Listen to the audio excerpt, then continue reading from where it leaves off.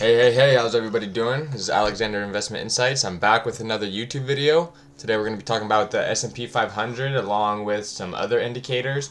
We're going to go over some news coming up this week, like unemployment claims on Thursday. We have the official cash rate on Tuesday night, and then we also have the FOMC meeting minutes, really important, at 2 p.m. on Wednesday.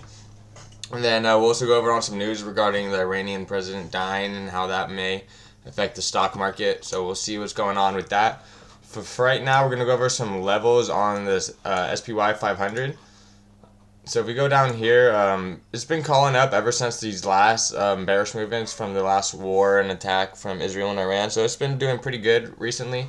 Hasn't had much pullback since early May. Early May was really the last time we saw a pullback on S&P 500. Since then, it's been really bullish all the way from 500 up to now of a high of 531. But today, we'll go down to the 1 minute chart.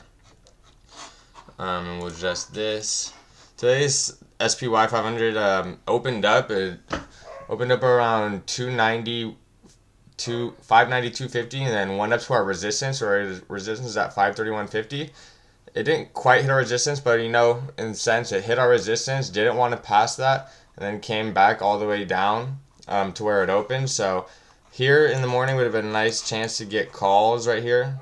Because it came up, it stalled, it did not want to come back down, it made a support right here, and then broke this intraday high, so you could have got calls right at this candlestick, and then kept calling that up. So that would have been a scalp this morning.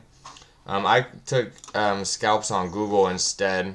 I played this drawback right here, so we had an intraday high or low, and it came down, made a support right here, and then came back and passed that intraday high. I got calls right here, made 10% gain, which is really nice. Let's go back to the S&P 500. So I got new levels on the S&P 500. You zoom in here. We got a resistance right now at 531.50, which was the high of today. Since it's been at all-time highs, it reset today. Did not want to go past that, and then came back down. As you saw in the 1 minute chart, we got a support tomorrow of 528.50. I also see another support. If these supports do break, I see another support at 525, which is definitely a strong support. You're going to want to watch these three supports, and there's another one at 527.10 at the bottom of this candlestick right here. So if we go to the Fibonacci tool, you can see that 0.5 level is pretty much right here at that 528.50 level. So watch this support for tomorrow. If this breaks, we'll go to lower prices around 525 or 527. Just want to make sure you know what the S&P 500 is doing at all times in the market, and it'll help you out with a lot in your trading career. So we're going to go to the NASDAQ now. Breaking that resistance, there's going to be a new resistance at 18,700. So we'll move this up, and we'll also move this resistance up to that level. And then this support, the support down here at 18,400. So you want to see how that reacts. And then we also have another, once again, a smaller support. The support here at the 0.5 level on the Fibonacci at 18,540. So I'll just put a resistance right there as well, or a support right there as well, and we'll see how that reacts.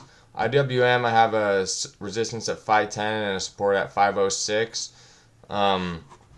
So you're going to want to watch these two levels. Either of these two levels might be able to reach in the next week. We just want to see which way the IWM takes us along with SP 500. If these want to keep going higher and breaking this all-time high, if it's this is the time where we get some pull down and we reach these supports, and maybe hold this support, keep going higher, or break this support. So we'll see if we get pull down or more bullish movements. But right now, we're definitely in a bullish sentiment. It is an election year. Since 1952, I think every election year has seen a 12% more gain on the S&P 500. So just something to take into account. It's not like that every single time, but historically that's what it's been like. So you know that right now we're bullish. Just the only things I'll be watching, expecting for down movements in the next few weeks, is news. Right here, if you see Iran's president died in a helicopter crash at age 63. Apparently it was an accident.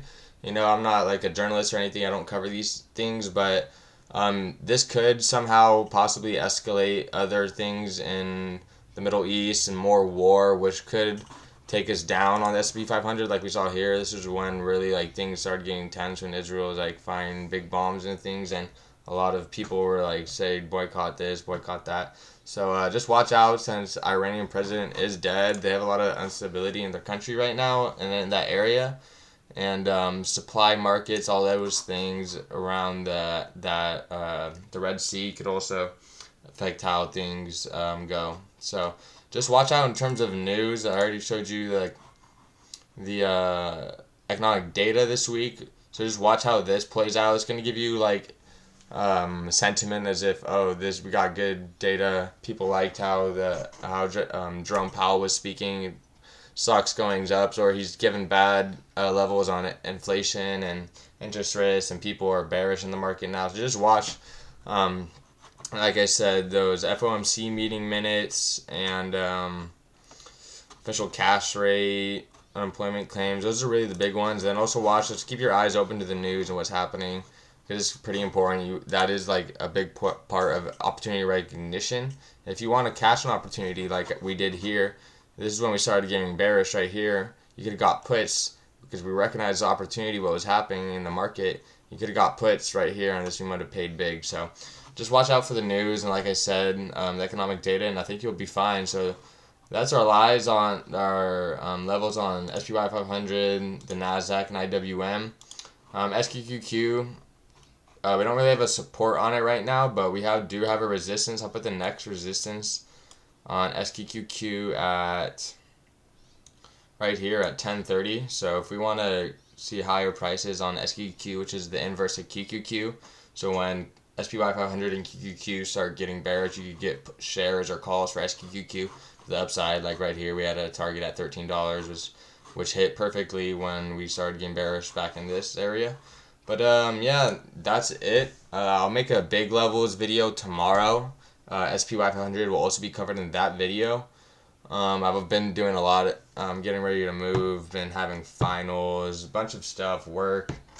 Been pretty busy. Got my SIE to study. I'm taking that on the 28th, and I've been studying like a madman for that because I have big aspirations and dreams that people are helping me with potentially, and I'm very grateful for that. I take this very seriously. So that's going to be the end of the video.